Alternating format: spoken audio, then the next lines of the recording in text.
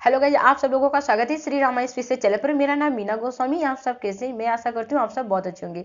आप सबको राधे राधे, जैसे गाइस हम लोग पिछली क्लासेस में पढ़े थे स्वरों का वर्गीकरण पढ़े थे। और जो भी मेरे नए विद्यार्थी हैं मैं उनसे ये चीज कहूंगी कि आप पिछली क्लास से जरूर देख लीजिए, जिससे जिससे आप लोगों को वर्णमाला अच्छी तरीके से समझ में आ जाएगा। ठीक है, तो चलिए हम लोग पढ़ते हैं स्वरों का वर्गीकरण का थोड़ा सा रिविजन कर लेते हैं। तो यहाँ पर हम लोग पिछली क्लासेस में पढ़े थे स्वरों का वर्गीकरण हो चुका था हम लोग को, और उत्पत्ति के आधार पर। तो उसके आगे हम लोग को बढ़ना था उच्चारण काल के आधार पर।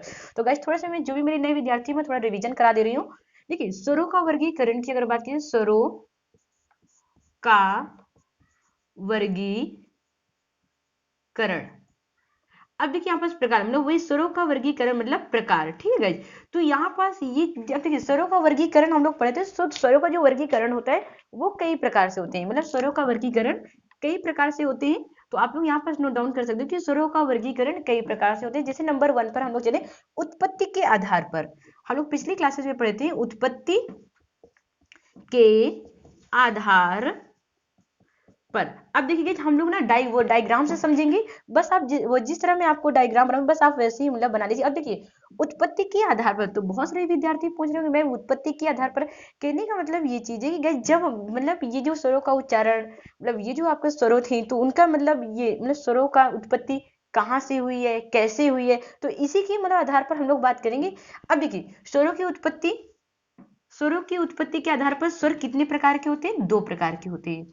स्वर 2 प्रकार के होते हैं। अब वो कौन कौन से होते हैं? दो प्रकार के। एक एक गाइस आपका होता है मूल स्वर, होता है मूल स्वर, जिसे हम ह्रस्व भी बोलते हैं, ह्रस्व स्वर बोलते हैं। और एक लघु स्वर भी बोलते हैं। ठीक है, अब ये आपका हो गया। अब मूल स्वर कितने होते हैं, मतलब ह्रस्व स्वर कितने होते हैं, मूल स्वर कितने होते हैं, लघु स्वर कितने होते हैं? तो यहाँ पर अगर सर मूल स्वर की बात की जाए, मतलब मूल का मतलब क्या होता है? जड़। जड़ का मतलब शुरुआत से। अब देखिए शुरुआती मतलब देखिए मूल मूल स्वर कितने होते हैं आपके? 4 होते हैं। ये जो मूल स्वर होते हैं 4 होते हैं। और वो भी कौन कौन से होते हैं? ये आपका होता है आ, ई, उ और री होते हैं। ठीक है, अब देखिए यहाँ पास ये तो मतलब आपका हो गया एक नंबर। अब देखिए यहाँ पर संधि स्वर होते हैं, जिसे मतलब एमपी में से सांध स्वर से के नाम से भी मतलब क्वेश्चन आया था। ठीक है, तो संधि को ही सांध कहते हैं। अब एक चीज याद गया, अब यहाँ पर दिया हुआ है आपका दीर्घ हो गया, दीर्घ स्वर या गुरु स्वर। तो आप लोग इसी तरह इसको लिख लीजिए गुरु स्वर। या तो आपके क्वेश्चन में ये चीज एग्जामिनर घुमाने के लिए आपसे ये भी पूछ सकता है कि गुरु स्वर कौन से होते हैं, ठीक है, दीर्घ स्वर कौन से होते हैं, या संधि स्वर कौन से होते हैं। अब देखिए संधि स्वर कौन कौन से होते हैं आपके? तो यहाँ पर गाइस आपके जो संधि स्वर होंगे ये आपका हो गया आ, ई, उ, ए, ओ, और ये आपके अ हो गए। ठीक है, अब वो इसी तरह गाइस आप लोग डायग्राम बनाएंगे। उत्पत्ति के आधार पर स्वर कितने होते हैं? 2 होते हैं। एक आपका मूल स्वर होता है जिसको हम ह्रस्व भी कहते हैं, लघु भी कहते हैं। और ये संधि स्वर जिसको हम दीर्घ स्वर और गुरु स्वर कहते हैं। अब देखिए यही पास आपकी ये जो संधि स्वर 2 प्रकार की होती है। संधि स्वर कितने प्रकार की होती है? 2 प्रकार की होती है। अब वो कौन कौन सी होती है? अब देखिए संधि स्वर 2 प्रकार की होती है। कितने प्रकार की होती है? 2 प्रकार की होती है। कौन कौन सी होती है आपकी? मूल दीर्घ होती है, मूल दीर्घ। अब देखिए मूल दीर्घ को हम सजाती के नाम से भी एग्जामिनर पूछ सकते हैं कि सजाती स्वर कौन कौन से होते हैं। सजाती स्वर। अब देखिए अब आप लोगों के दिमाग में आ रहा होगा मैम ये सजाती स्वर कौन से होते हैं। देखिए आप लोग इसे अच्छे तरीके से नोट डाउन कर लीजिए, इससे मैं इमेज करूं कि जो भी आपके मूल स्वर होते हैं वो आपके होते हैं कि आ, ई, उ, री होते हैं। अब यहाँ पर देखिए सजाती स्वर, यहाँ पर जब 2 स्वर जब आपस में मिलती है तो एक नए स्वर का क्या होता है? निर्माण होता है। वो कौन से होते हैं? आ हो गया।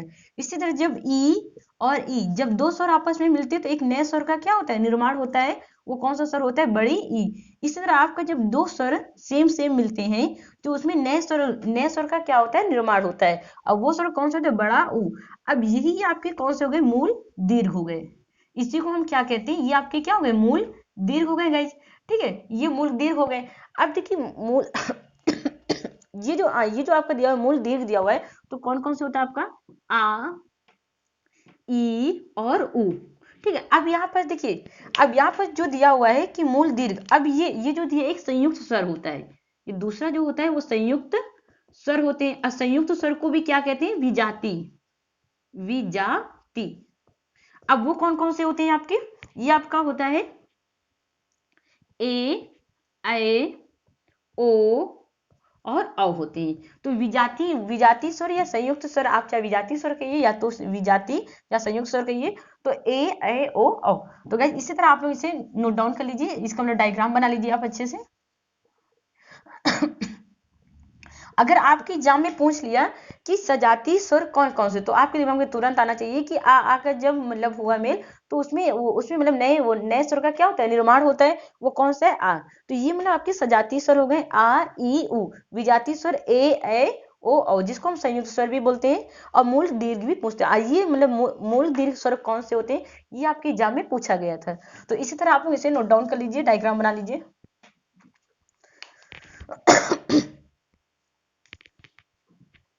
अब देखिए यहाँ पर दिया हुआ उच्चारण काल के आधार पर।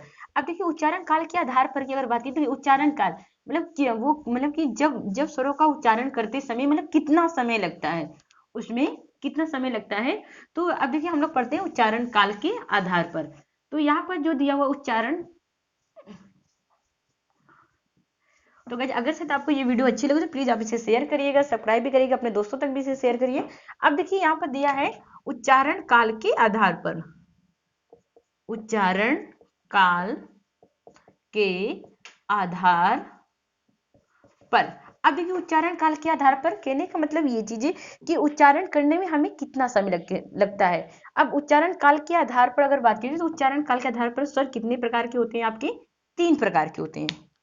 उच्चारण काल के आधार पर स्वर कितने प्रकार के होते हैं, स्वर 3 प्रकार के होते हैं, तीन प्रकार के होते हैं। अब वो 3 प्रकार कौन कौन से होते हैं गाइज, तो यहाँ पास एक आपका हो जाता है ह्रस्व स्वर। कौन सा, ह्रस्व स्वर, जिसको हम लोग लघु भी कहते हैं, लघु स्वर भी कहते हैं, लघु स्वर कहते हैं, ठीक है गाइज। अब कहने का मतलब ये चीज है कि ह्रस्व स्वर, अब आप लोगों के दिमाग में आ रहा होगा मैम ये ह्रस्व स्वर कौन से होते हैं, जिन स्वरों का उच्चारण करते समय कम समय लगता है, वो कौन कौन से स्वर होते हैं गाइज। तो ये मतलब ये आपके स्वर होते हैं, मतलब जिन, आप लोग इसे लिख भी सकते हैं कि ह्रस्व स्वर कौन कौन से होते हैं या लघु स्वर कौन कौन से होते हैं, कि जिन स्वरों का उच्चारण करते समय कम समय लगता है, वो कौन से स्वर होते हैं, ह्रस्व स्वर होते हैं। जैसे आ, अब देखिए आप अपने मुंह से बोलिए आ ई उ री, तो इसमें कम समय लग रहा है, तो ये आपका हो गया आ ई उ और री। अब ये पास आपका आता है दीर्घ स्वर। कौन से स्वर होते हैं यहाँ पर, दीर्घ स्वर। अब देखिए यहाँ पास आप इसकी डिफिनेशन लिख सकते हैं गाइज कि जिन स्वरों का उच्चारण करते समय ह्रस्व स्वर से दुगना समय लगता है, ठीक है, या तो लघु स्वर से दुगना समय लगता है, वो कौन सा स्वर होता है, दीर्घ स्वर होते हैं। अब वो दीर्घ स्वर कौन से होते हैं जो दुगना समय लगता है, तो जैसे आप कह लीजिए आ ई उ ए ओ औ, देखिए इसमें दुगना समय लग रहा है, ठीक है। तो ये आपका हो गया आ ई उ, ये आपका ए हो गया, ए ओ, और ये आपका औ हो गया, ठीक है। अब देखिए प्लुप्त स्वर कौन से होते हैं आपके, ये आपका होता है प्लुप्त स्वर, प्लुप्त स्वर। अब देखिए प्लुप्त स्वर कौन कौन से, तो गाइस आप लोग पेन कॉपी लेके बैठेगा, आप नोट डाउन करते चलिएगा, इसी तरह आप डायग्राम बनाते हुए चलिएगा, जिससे आप लोगों को एग्जाम में कोई दिक्कत नहीं होगी, ठीक है। अब प्लुप्त स्वर कौन कौन से होते हैं, देखिए प्लुप्त स्वर ये होते हैं कि जो मतलब स्वरों का उच्चारण करते समय दीर्घ स्वर से भी अधिक समय लगता है। जैसे कोई भी व्यक्ति दूर खड़ा होगा, अगर हमें उसे बुलाना होगा, जैसे मोहन, देखिए नॉर्मली अगर कोई व्यक्ति पास में मोहन, अगर कोई व्यक्ति दूर खड़ा होता है तो हम जब उसको बुलाते हैं, जैसे मोहन, मतलब कहने का मतलब ये चीज है, मोहन, ठीक है, राधा, तो इसी से जब बुलाते हैं, देखिए यहाँ पास खिंच रहा आवाज राधा, ठीक है। तो ये मतलब आपके हो गए मोहन, राधा, ओम, जो भी है ना। अब देखिए यहाँ पास आप इसे प्लुप्त स्वर में एक नोट कर लीजिए कि किसी को पुकारने के लिए प्लुप्त स्वर का यूज करते हैं, ठीक है, मतलब प्रयोग करते हैं, आप करते हैं कि जब कोई व्यक्ति दूर खड़ा होता है, जब हम उसे बुलाते हैं, तो हम किस स्वर का प्रयोग करते हैं, प्लुप्त स्वर का यूज करते हैं, ठीक है। तो आप यहाँ पर इसका उदाहरण मतलब लिख लीजिए कि जिन जिन स्वरों का उच्चारण करते समय दीर्घ स्वर से भी अधिक समय लगता है, मतलब दीर्घ स्वर से अधिक समय लगता है, वो कौन सा स्वर होता है, प्लुप्त स्वर होते हैं गाइस। तो आप इसे मतलब इसका डायग्राम आप इसी तरह बना लीजिएगा, ठीक है। नोट में आप लिख लीजिए कि किसी को पुकारने के लिए हम प्लुप्त स्वर का यूज करते हैं, ठीक है। तो आप इसे आप नोट डाउन कर लीजिए। अब देखिए यहाँ पर हम लोग पढ़ रहे हैं जीव के प्रयोग के आधार पर।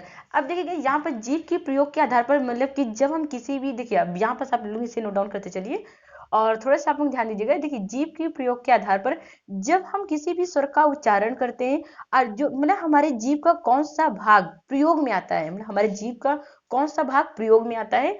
तो चलिए अब हम लोग पढ़ते हैं यहाँ पास।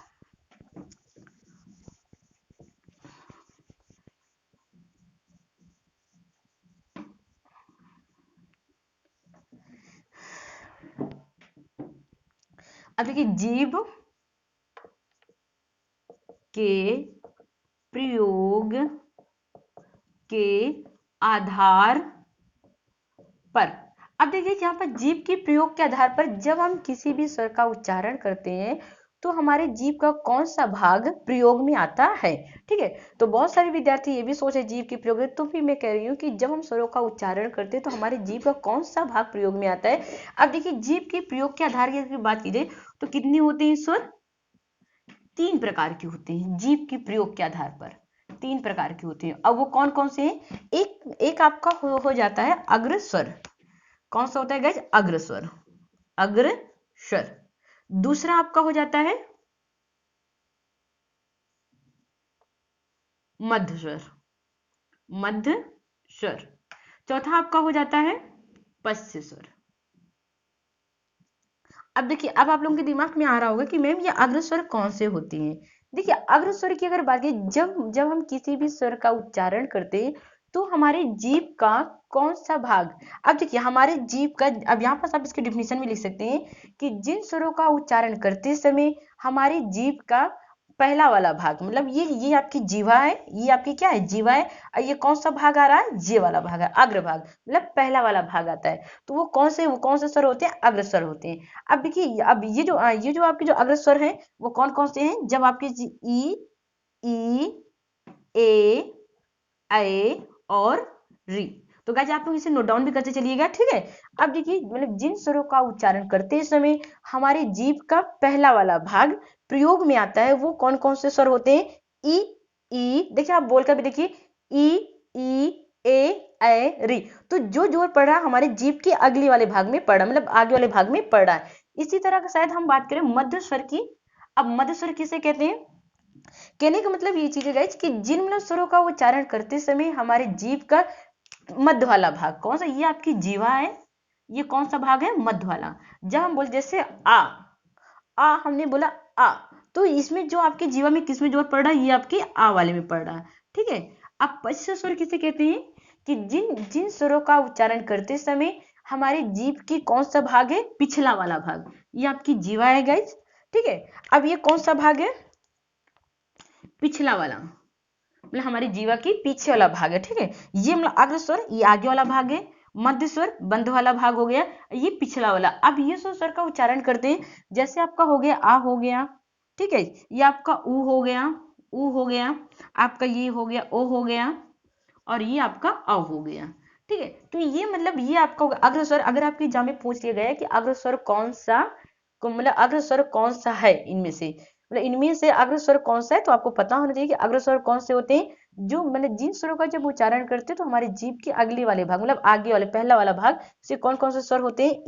ई, ए, री। मध्य स्वर में आ होता है आपका, और पश्च स्वर में आ, उ, ओ, औ होता है। तो गाइस आप इसी तरह से डायग्राम से इसे आप नोट डाउन कर लीजिए कि जीभ के प्रयोग के आधार पर कि जब हम किसी स्वरों का उच्चारण करते हैं तो हमारे जीभ का कौन सा भाग प्रयोग में आता है। तो अग्रस्वर में कौन कौन से स्वर आ जाते हैं? ई, ए, री। मध्य स्वर में आ, और ये आपका पश्च स्वर हो गया। तो गाइस इसी तरह आप डायग्राम बना लीजिए इसे।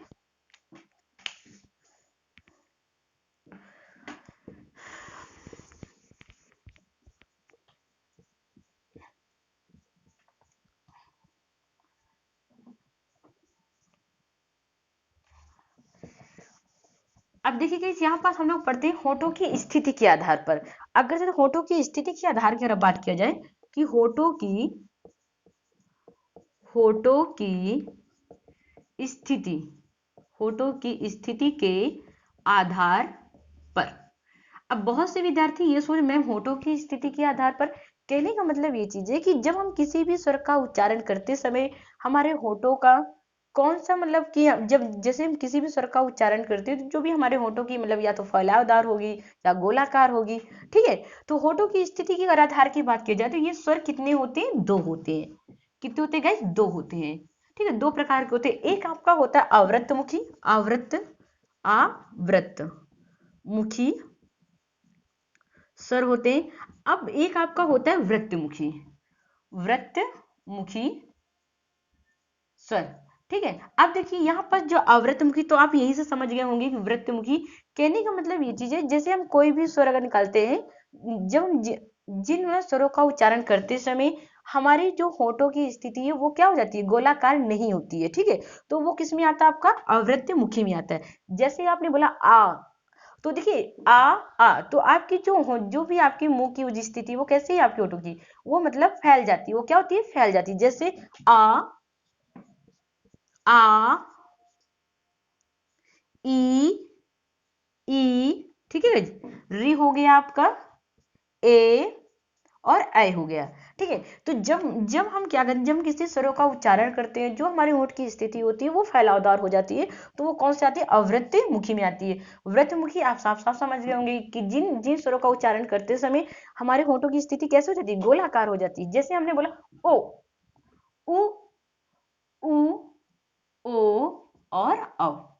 तो आपको इसे बस सिर्फ समझने, बस आप प्रैक्टिकली करके इसे मतलब याद करिएगा अपने जैसे होठों की स्थिति के आधार पर। अवृत्तमुखी है और ये वृत्तमुखी है, तो आप इसी तरह अगर पढ़ोगे तो आपको कोई दिक्कत नहीं होगी। तो ये तो मतलब आपकी हो गई होठों की स्थिति के आधार पर। तो गाइस आप इसी तरह इसे डायग्राम बना लीजिए कि होठों की स्थिति के आधार पर मतलब क्या होता है कि जब हम किसी भी स्वर का उच्चारण करते हैं तो हमारे होठों की स्थिति कैसे होती है? या तो गोलाकार होगी या तो फैलाव होगी, ठीक है। अब ये जो फैलावदार होती है वो अवृत्तमुखी होती है, या जो गोलाकार होती है वो वृत्तमुखी होती है। तो आप इसे अच्छे तरीके से नोट डाउन कर लीजिए। तो ये तो मतलब गाइस रहा आज हम लोग का स्वरों का वर्गीकरण। जब हम लोग नेक्स्ट क्लास में पढ़ेंगे, व्यंजन पढ़ेंगे, फिर व्यंजन के बारे में भी हम लोग अच्छे तरीके से डिटेल से जानेंगे, ठीक है। अब चलिए हम लोग पढ़ते हैं स्वरों का उच्चारण स्थान पढ़ते हैं। अब देखिए यहाँ पर हम लोग पढ़ेंगे स्वरों का उच्चारण स्थान। स्वरों का उच्चारण स्थान, ठीक है। कहने का मतलब ये चीज है कि स्वरों का उच्चारण स्थान। अब यहाँ पर दिया हुआ है, देखिए वर्ण। अभी हम स्वरों का उच्चारण स्थान की बात कर रहे हैं गाइज, ठीक है, व्यंजन की नहीं बात कर रहे हैं, ध्यान ध्यान रखिएगा। अब देखिए यहाँ पास वर्ण, वर्ग और आपका होता है उच्चारण स्थान, ठीक है। अब देखिए यहाँ पास, अब यहाँ पर जो दिया हुआ है आपका आ और आ। अब जब आपने मुंह से बोलिए आ, तो जोर कहाँ पड़ रहा है? आपके कंठ में पड़ रहा। आ तो कहाँ कहाँ जोर पड़ा? तो ये आपका हो गया कंठ, ये आपका कंठ से। अब देखिए गाइस यहाँ पर दिया हुआ है ई ई। अब देखिए ई बोल रहे हो आप, ई जो आपकी जीवा है वो नीचे तालू में जाके क्या होती है? स्पर्श होती है। तो ये आपका हो गया ई ई, ठीक है। तो ये आपका हो गया लव्य, ठीक है। अब देखिए ये मतलब तालु से, ये किससे गाइस? तालु से। अब इसी तरह अगर हम बात करें उ और उ, इसका जो वर्ग होगा ये मतलब क्या होगा? होस्ट से, ठीक है। ये होंठ से, किससे होगा गाइस? होंठ से। अब ये आपका हो गया री। अब देखिए री जब आप बोलते हो री, तो ये आपकी जीवा क्या होती है? फोल्ड होती है, मतलब ऊपर मूर्धन्य। ये आपका हो गया मूर्धन्य, जिसको मूर्धा बोलते हैं। क्या बोलते हैं? मूर्धा से, ठीक है गाइस। ये मूर्धा हो गया। अब आपका बचा ए और ऐ। अब ए देखिए ए ऐ, तो ये मतलब कहां से आ रही? ए ऐ मतलब कंठ और तालु से, ठीक है। कंठ और इसका जो उच्चारण स्थान होगा कंठ और तालु से होगा, ए ऐ, ठीक है। तो इसी मतलब हम बोलते हैं कंठ तालव्य, जिसको हम बोलते हैं कंठ और तालु से, ठीक है। अब ये आपका हो गया ओ और औ। इसका जो वर्ग होगा वो मतलब क्या होगा? ये इसका जो गाइस वर्ग होगा वो कंठ होस्ट से हो जाएगा, कंठ होस्ट, ठीक है। कंठ होस्ट जो मतलब आपका कंठ हो गया, और होठ हो गए, कंठ, होठ। ठीक है, तो ये गाइस आपका हो गया स्वरों का उच्चारण स्थान। तो सिर्फ आप इतना मतलब याद करिएगा, उच्चारण स्थान आप याद कर लीजिएगा, जिससे आपको इसका वर्ग भी पता चल जाएगा। ठीक है, अब देखिए आ का उच्चारण स्थान क्या होता है, कहाँ से हम लोग बोलते हैं, कंठ से बोलते हैं। ई देखिए ई जब आप ई बोलते हो, जो आपकी जीवा होती है वो नीचे की ओर जाती है। ठीक है, ई तो वो मतलब क्या हो गई, तालु से हो गई। इसी तरह आपका ऊ, अब देखिए ये जो होंठ की स्थिति है वो क्या है, गोलाकार हो जा रही है। ऊ तो आप समझ जाएंगे ये होंठ से है। री से मूर्धन्य हो गया, ये आपका हो गया मूर्धा से हो गया। तो बस इसी तरह आप लोग डायग्राम बना के इस तरह आप लोग अच्छे तरीके से लर्न कर लीजिएगा। अगर आपको ये वीडियो अच्छी लगे प्लीज आप इसे शेयर करिएगा, सब्सक्राइब भी करिएगा, और भी विद्यार्थी इसका लाभ ले सके। ठीक है, ओके, धन्यवाद।